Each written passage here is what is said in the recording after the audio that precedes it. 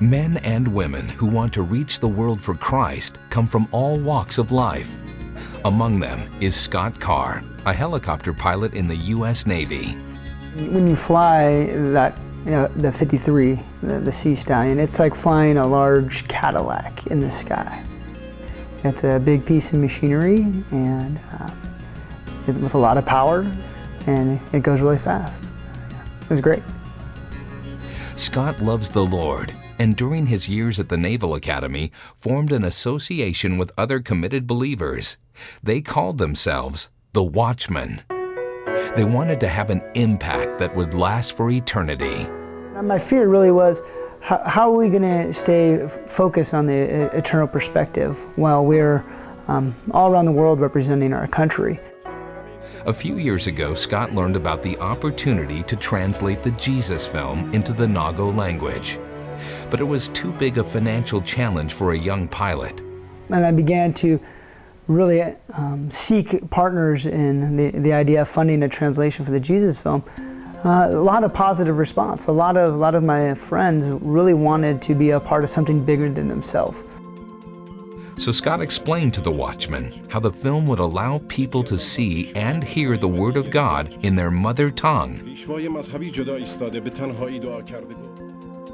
and that the film had already been translated into 1,100 different languages.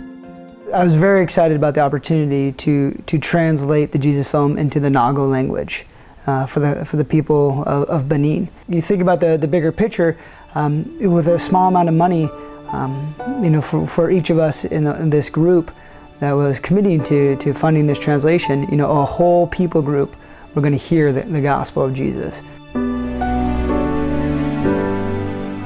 When I look at this image, I'm extremely humbled by the opportunity that myself and the four of us had to represent the Watchmen and their families. When the hands went up at the end of our first Jesus film showing, it was amazing to see the number of people coming forward and accepting Christ.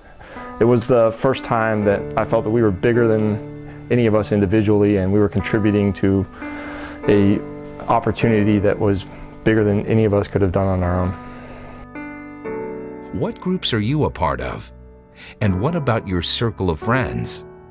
This group could be anybody. It could be your Sunday school class, it could be your extended family, it could be your college friends, it could be the church softball team. So accomplish something bigger than yourself that perhaps you might never be able to do on your own.